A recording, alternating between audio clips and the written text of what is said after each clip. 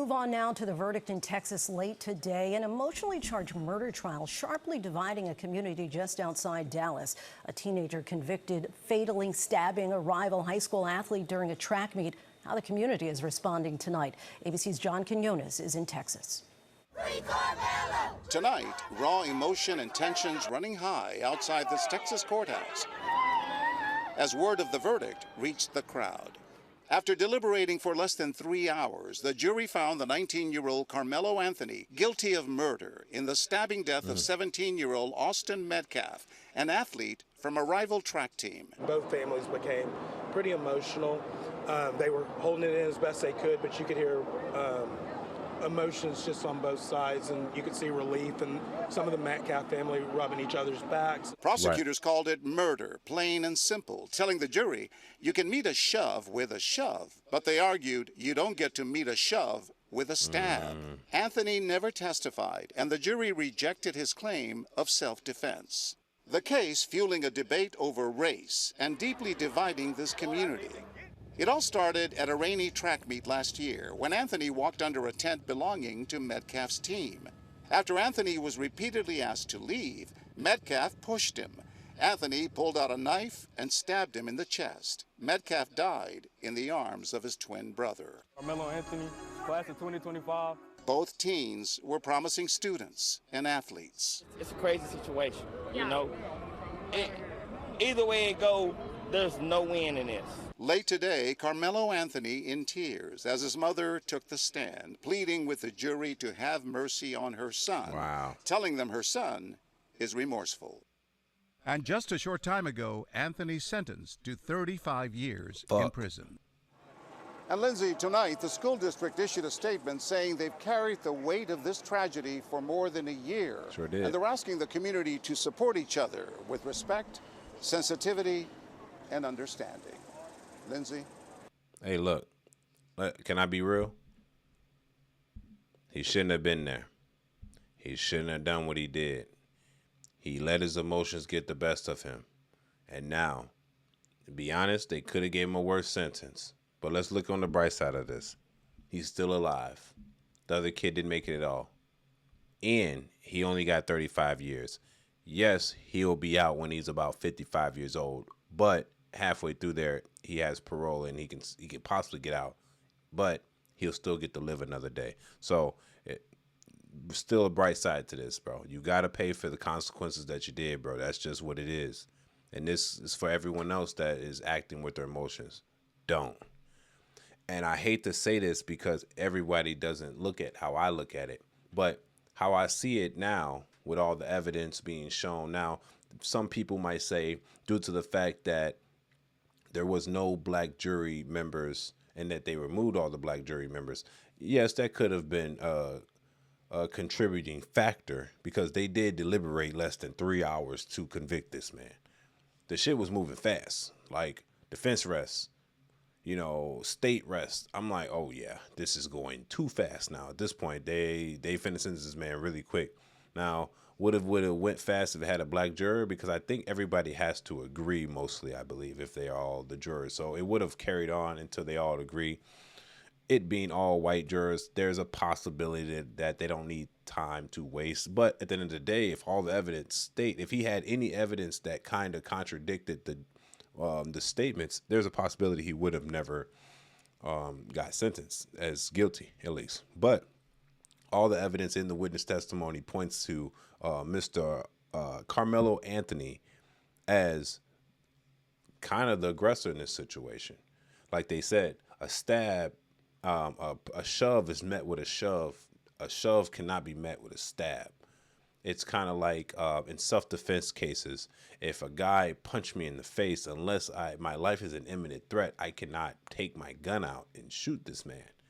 I can meet him with a punch, but I cannot meet him with superior, unless the circumstances differ. Like he's bigger than me, I'm on the ground, he's thumping me out. Okay, this is a situation where it changes. But in a situation where I tell you to put your hands on me and you do it, and I take my weapon out next and I commit such heinous crime, that doesn't apply there, unfortunately.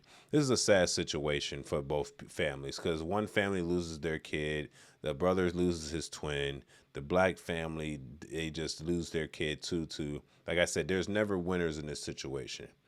One goes to jail and one dies. And I'm be honest, Carmelo Anthony actually got the better end of the stick in this situation. He at least gets to live. It will not be the best circumstance that he believes he's in, but he at least gets to live. Yes, he is guilty, brother. You cannot do that. And I hope this is a warning to everyone else that likes to think with their emotions. This is sad because this just tells like, man, first off, why are you there with the knife? Okay, cool. You have a knife. You shouldn't have been in with the knife. But this the fact. It's not even that the fact that you had it. It's the fact that you used it.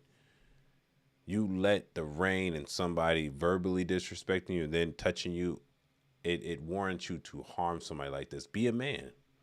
And this is for the warning for any other youngsters out there that thinks that it's okay to pull out a weapon to harm somebody. That could be a knife, that could be a gun, that can be brass knuckles, that can be hitting somebody across the head with a bat. If you're a real man, fight. If he would have just fought him like a regular person and he shoved him and you punched him, it would have been that done. Just like that.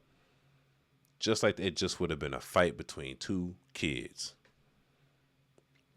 You had to take a knife out and make the fight uneven. You made it unfair. He couldn't fight back. You stabbed him before he can react. That's a problem. So in this situation, yes, Carmelo Anthony was 100% wrong. And he will now serve the rest of his life, well, living good years in this prison. That's sad. You can never bring back the life of Austin Metcalf. And I wonder sometimes, I want to ask people, would you had rather walked away? And of course, the answer must be yes, I would have had walked away, but you didn't. That's the situation that a lot of youngsters probably not understanding. Like, bro, I wish I just would have walked away. I wish I just would have just left. He pushed me, or he before he even pushed me, he disrespected me verbally, but nothing saying too crazy.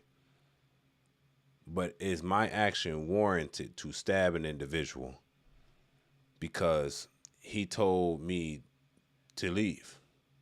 No. This is a sad situation, like I said. I hate that to even see this because I hate to see another black man in the system. But to be honest, this black man deserved to be in the system because people like, I'm going to be honest, and I hate to say this, but people like Carmelo Anthony, they have a certain temper that is very dangerous for a community. And it needs to be removed from said community to not harm somebody. I felt personally, this is how I feel, if he didn't stab him, he would have stabbed somebody else. Yeah, unfortunately. It's a sad situation, man. And a lot of families deal with this type of stuff now. And now, look, you got to think about it, too. Not only did you stab somebody, they removed all the black jurors, which made them all white. And then you're definitely getting that sentence. And then I believe the jury actually could have gave you 99 years. They did from 0 to 99 years, and they hit you with the 35% range. That's a blessing, man. That's a blessing because you did something out of emotional. So they could have hit you with 60 ball. They didn't. And you still serve half the sentence and still have a possibility of parole. So that's kind of like a win-win, like I say. It's a lose-win. Family loses. He loses most of his years, and then he has to come back out as an old man and start over. A track athlete. This is how you start your beginning, huh? Your beginning is your end, brother. And now I don't think people understand how many years is 35 years. 35 years is a lot of years, bro. Did you add his 19 years to that? We're looking at 56 years old by the time he get out of jail. Sad, sad, sad. Y'all tell me what y'all think about this in the comment section. It's your boy Angelo Savage. This is the Daily Night News. This is Savage Report. Don't forget to subscribe. Don't forget to like the video above. We out. Peace.